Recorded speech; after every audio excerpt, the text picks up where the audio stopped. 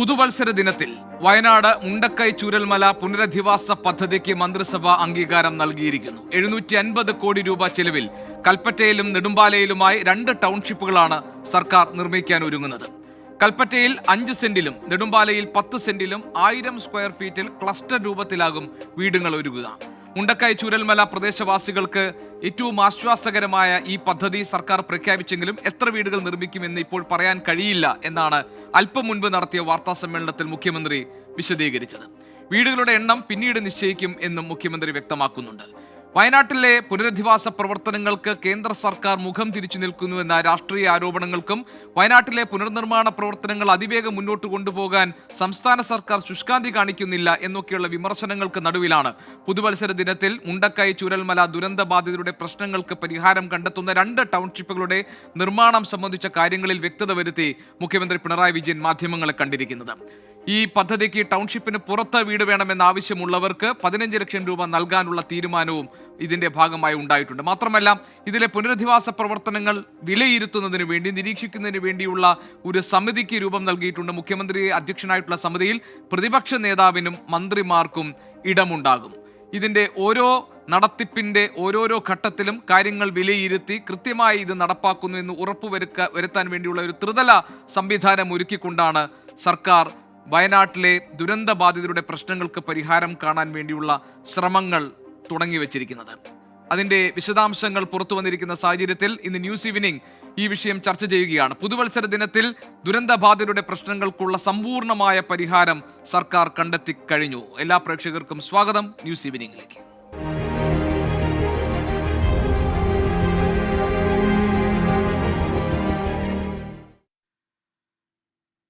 ഈ വൈകുന്നേരം ഈ വിഷയം ചർച്ച ചെയ്യുമ്പോൾ 2 അതിഥികളാണ് നമുക്കുള്ളത്. ഒന്ന് കോൺഗ്രസിനെ പ്രതിനിധീകരിച്ച് ശ്രീ സംഷാദ് മരക്കാർ, മറ്റൊന്ന് ആക്ഷൻ കൗൺസിലിന്റെ കൺവീനർ ശ്രീ മനോജ് JMJ എന്നിവരാണ്.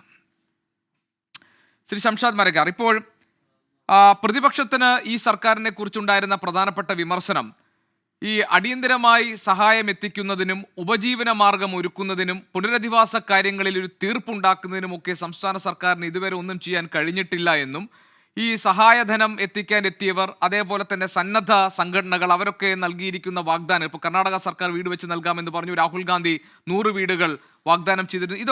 ഇതിൻ്റെയൊക്കെ ഏകോപനത്തിൽ സംസ്ഥാന സർക്കാരിന് വലിയ പിഴവുകൾ സംഭവിച്ചിട്ടുണ്ട് എന്നാണ് കേരളത്തിൽ പ്രതിപക്ഷം ഉന്നയിച്ച പ്രധാനപ്പെട്ട ആക്ഷേപം. കേന്ദ്രത്തിനെതിരായിട്ടുള്ള വിമർശനം വേറെ തന്നെ നിൽക്കുന്നുണ്ട്. അതിനൊക്കെ കൃത്യമായ ഒരു മറുപടിയല്ലേ ഈ സമ്പൂർണമായ പദ്ധതി എന്ന നിലയിൽ മുഖ്യമന്ത്രി ഇന്ന് അവതരിപ്പിച്ചിരിക്കുന്ന ഈ വരാനിരിക്കുന്ന പുനരധിവാസ പദ്ധതിയുടെ ഒരു കരട് രേഖ എന്ന് നമുക്ക് പറയാവുന്ന ഈ ത്രിമാന 3D ഇമേജസ് അടക്കമുള്ള കാര്യങ്ങൾ, ഇതിൽ നിങ്ങൾ തൃപ്തരല്ലേ? ഗോപികൃഷ്ണൻ, ഞാൻ തൃപ്തനാണോ എന്നുള്ളതിനേക്കാൾ ഉപരി മുണ്ടക്കൈ ചൂരൽമല പുനരധിവാസത്തിന് അതിജീവിച്ച ആളുകൾ തൃപ്തരാണോ എന്നുള്ളതാണ് ഇതിന്റെ ആത്യന്തികമായി ഇതിന്റെ വ്യാഖ്യാനം ഉണ്ടാവേണ്ടത്. ഏറ്റവും 3D ചിത്രങ്ങളൊക്കെ അവതരിപ്പിച്ചു. വലിയ രീതിയിലുള്ള ടൗൺഷിപ്പിനെ കുറിച്ചാണ് സംസാരിക്കുന്നത്. അതിലൊന്നും തർക്കത്തിനില്ല.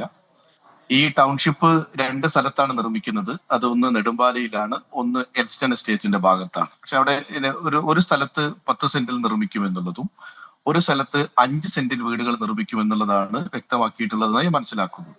ദുരന്തബാധിതരായ ആളുകൾ, ശ്രീ മനോജ് അടക്കം ഇതിനകത്ത് പങ്കെടുക്കുന്നുണ്ട്. ഇവരെല്ലാവരും ആവശ്യപ്പെട്ടത് മിനിമം 15 സെന്റ് സ്ഥലമെങ്കിലും ഒരാൾക്ക് കൊടുക്കണം എന്നുള്ളതായിരുന്നു. അപ്പൊ അതിനകത്ത് 15 സെന്റ് സ്ഥലത്ത് 1000 സ്ക്വയർ ഫീറ്റ് വീട് എന്നുള്ളതായിരുന്നു നമ്മുടെ ആശയം. 5 സെന്റ് സ്ഥലം നമ്മൾ കൊടുക്കുന്ന സ്ഥലത്ത് 1000 സ്ക്വയർ ഫീറ്റ് വീട് നിർമ്മിക്കുമ്പോൾ ഉണ്ടാവുന്ന ഒരു എത്ര ഏരിയ അതിനകത്ത് ഉണ്ടാവും എന്നുള്ളത് നമുക്കും ആലോചിച്ചാൽ മനസ്സിലാവും. അപ്പൊ ആ സ്ഥലത്തിന്റെ കാര്യത്തിൽ ടൗൺഷിപ്പിന്റെ മാതൃകയെ കുറിച്ച് ഒന്നും കാണുന്ന കാഴ്ചയിൽ വളരെ വലിയ ഒരു മാതൃകയാണ് കാണുന്നത്. വലിയ മാതൃകയായിട്ടാണ് കാണുന്നത്. അത് എത്രത്തോളം പ്രാവർത്തികമാവും എന്നുള്ളതാണ് ഒരു കൺഫ്യൂഷൻ ഉള്ളത്. അത് ഞാൻ പറയാനുള്ള കാരണം, പുത്തുമലയിലും നമ്മൾ സമാനമായ ഒരു ടൗൺഷിപ്പ് ആയിരുന്നു അവതരിപ്പിച്ചത്. വീടുകൾ, അംഗൻവാടി, PHC, കളിസ്ഥലം, സാംസ്കാരിക നിലയം എല്ലാം. പക്ഷെ എത്രത്തോളം അതായി എന്നുള്ളത് ഗോപികൃഷ്ണനെ പറഞ്ഞു തരേണ്ട ആവശ്യമില്ല. താങ്കൾ അത് കണ്ടിട്ടുണ്ടാവും ഞാൻ വിചാരിക്കുന്നു. അപ്പൊ ഈ പറയുന്ന വാഗ്ദാനങ്ങൾ കൃത്യമാവുക എന്നുള്ളതാണ് ഒന്ന്. 2, സമയബന്ധിതമായി ഇത് നടക്കുക എന്നുള്ളതും. ഇനി ഇതിന്റെ ചർച്ച നടത്തേണ്ടത് ദുരന്ത ബാധിതരായ ആളുകളോട് ചേർന്നാണ്. അവരെയാണ് നമുക്ക് വിശ്വാസത്തിൽ എടുക്കേണ്ടത്. രാഷ്ട്രീയമൊക്കെ മാറ്റി അവർക്ക് കോൺഫിഡൻസ് ഉണ്ടാക്കുക എന്നുള്ളതാണ്. ആ ഒരു കോൺഫിഡൻസ് ഉണ്ടാക്കാൻ കാരണം ഇപ്പൊ ഗോപി കൃഷ്ണൻ ഇപ്പൊ 24ന്റെ എഴുതി കാണിക്കുന്ന ഒരു ഹെഡ്ലൈൻ വളരെ രസമുണ്ട്. 2ാം നില നിർമ്മിക്കത്തക്ക രീതിയിലായിരിക്കും വീട് പണിയുക എന്നുള്ളതാണ്. ഇത് എന്തുകൊണ്ട് വന്നു എന്നുള്ളത് താങ്കൾ അന്വേഷിക്കണം. പുത്തുമലയിൽ ഈ ആവശ്യം എന്ന് പറഞ്ഞപ്പോ ഈ സർക്കാർ ഈ ആവശ്യത്തെ നിരാകരിച്ചു. അങ്ങനെ ഒരു നില മാത്രം പണിയുന്ന ഒരു വീട് പണിയുകയും ഭാവിയിൽ 2ാം നില എടുക്കാൻ പറ്റാത്ത സാഹചര്യവും ഉണ്ടായി.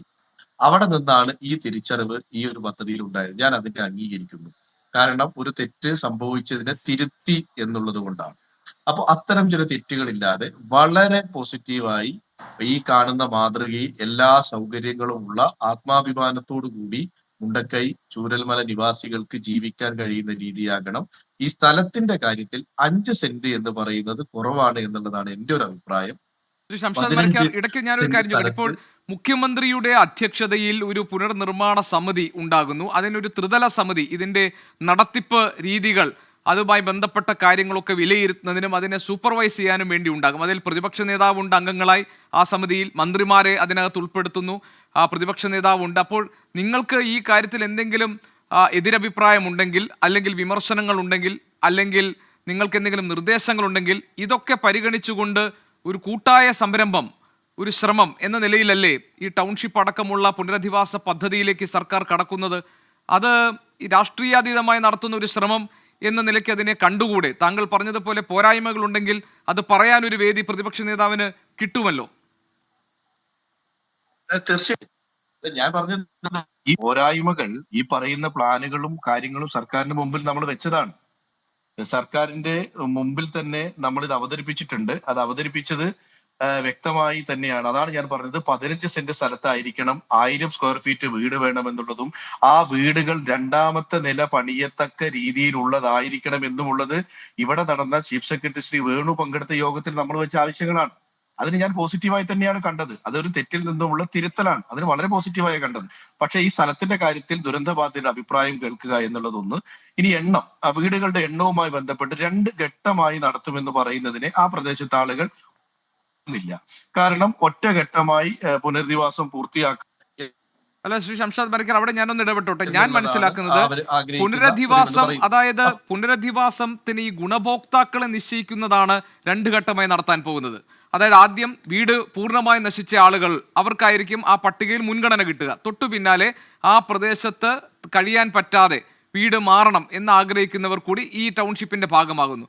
പക്ഷേ 2 ഘട്ടമായിട്ടാണ് ഗുണഭോക്താക്കളെ നിശ്ചയിക്കുന്നതെങ്കിലും പുനരധിവാസം ഒറ്റഘട്ടമായിട്ടാണ് നടപ്പാക്കുക. അങ്ങനെയാണ് മുഖ്യമന്ത്രി ഇന്ന് വളരെ വ്യക്തതയോടുകൂടി വിശദീകരിച്ചത്. അതായിരുന്നു ആദ്യം ചൂരൽമലയിൽ ഉണ്ടായിരുന്ന പ്രതിസന്ധി. കാരണം ഇത് 2 ഘട്ടമാണെന്ന് പറഞ്ഞപ്പോൾ ഇന്ന് മുഖ്യമന്ത്രി വിശദീകരിച്ചത് എല്ലാവരും ഒറ്റഘട്ടമായി തന്നെയാണ് പുനരധിവാസത്തിന്റെ ഭാഗമാവുക എന്നുള്ളതാണ്. അല്ലെ, അത് നല്ലതാണ്. കാരണം അത് അവരുടെ ആവശ്യമാണ്. അത് തന്നെയാണ് നമ്മളും ആവശ്യപ്പെടുന്നത്. പക്ഷെ അന്ന് അത് സർക്കാർ വ്യക്തത വരുത്തിയില്ല. ഇന്ന് സർക്കാർ അതിൽ വ്യക്തത വരുത്തിയിരിക്കുന്നു എന്നുള്ളതാണ്. ഇനി ഇതിനകത്ത് പുത്തുമലയിൽ നമ്മൾ കൊടുത്ത വാഗ്ദാനങ്ങൾ നമുക്ക് പാലിക്കാൻ പറ്റിയിട്ടില്ല. ഞാൻ ആ വാക്ക് ഉപയോഗിക്കുന്നത് നമ്മൾ എന്നാണ് പറയുന്നത്. അല്ലെങ്കിൽ ആരുടെയും തലയിൽ വെക്കുക എന്നല്ല. കാരണം എല്ലാവരും കൂടി ചേർന്ന് എല്ലാം ഉണ്ടാകുമെന്ന് പറയുകയും ഒന്നുമില്ലാത്തൊരു സാഹചര്യം ഉണ്ടാവുകയും ഇപ്പൊ നമ്മൾ അവരുടെ വീടിന്റെ ചോർച്ച അടയ്ക്കുന്നതിന് വേണ്ടി 1,67,00,000 രൂപയുടെ എസ്റ്റിമേറ്റ് ഉണ്ടാക്കുകയും ചെയ്യുന്ന ഒരു വല്ലാത്ത ഗതികേടിലേക്ക് പോകുന്ന ഒരു സാഹചര്യമാണ്. ആ പാവപ്പെട്ട ആളുകൾ ഒരു പോലെ ആവരുത് ഈ പദ്ധതി. ഈ പദ്ധതി 3Dയിൽ കാണിക്കുകയും നമുക്ക് വളരെ ആസ്വാദികരമാവുകയും വാട്സപ്പിൽ സ്റ്റാറ്റസ് വെക്കുകയും ഫേസ്ബുക്ക് പ്രൊഫൈലുകളിൽ വാഴ്ത്തുപാട്ടുകൾക്കും കൂടി അപ്പുറത്തേക്ക് ഇത് ഇംപ്ലിമെന്റേഷൻ പ്രോപ്പർ ആയിരിക്കുക എന്നുള്ളതാണ്. അതിനൊരു സമിതി, ഇപ്പൊ താങ്കൾ പറഞ്ഞതുപോലെ പ്രതിപക്ഷ നേതാവ് അടക്കം പങ്കെടുക്കുന്ന, മന്ത്രിമാർ പങ്കെടുക്കുന്ന, മുഖ്യമന്ത്രിയുടെ നേതൃത്വത്തിലുള്ള ഒരു സമിതി ഉണ്ട്. ആ സമിതി ഉണ്ടാവണം.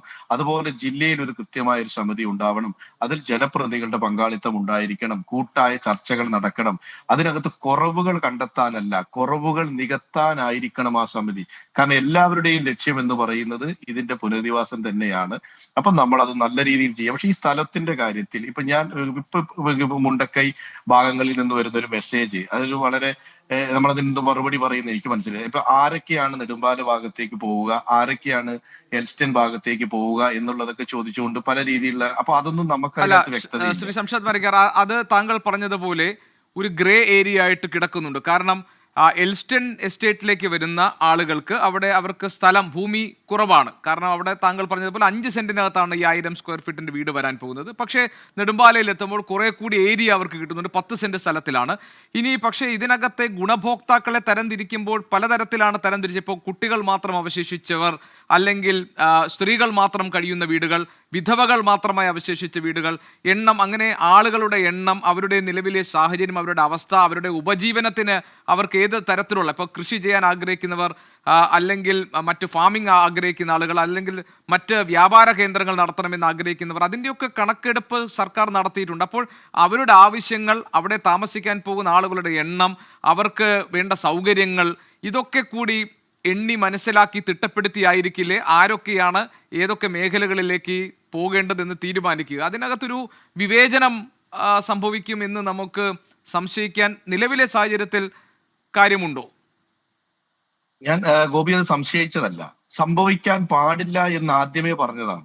ഒരു തരത്തിലുള്ള വിവേചനവും അവരോട് ഉണ്ടാവരുത് എന്നുള്ളതാണ് ഞാൻ പറഞ്ഞത്. അതിനകത്തൊരു മാനദണ്ഡം ഉണ്ടെങ്കിൽ അത് ക്ലിയർ ആയിരിക്കണം, ക്ലാരിറ്റി ഉണ്ടായിരിക്കണം. ഗോപി പറഞ്ഞതുപോലെ ചോദിക്കുന്ന ആളുകളോട് നമുക്കത് പറഞ്ഞ് മനസ്സിലാക്കാൻ വ്യക്തമായ കാരണങ്ങളായിരിക്കണം എന്നുള്ളത്. കാരണം അത് ഞാൻ പറയാനുള്ള കാരണം, അത്തരത്തിലുള്ളൊരു പ്രയാസം അല്ലെങ്കിൽ ഒരു ആശങ്ക അവരിൽ ഉണ്ടായിട്ടുണ്ട്.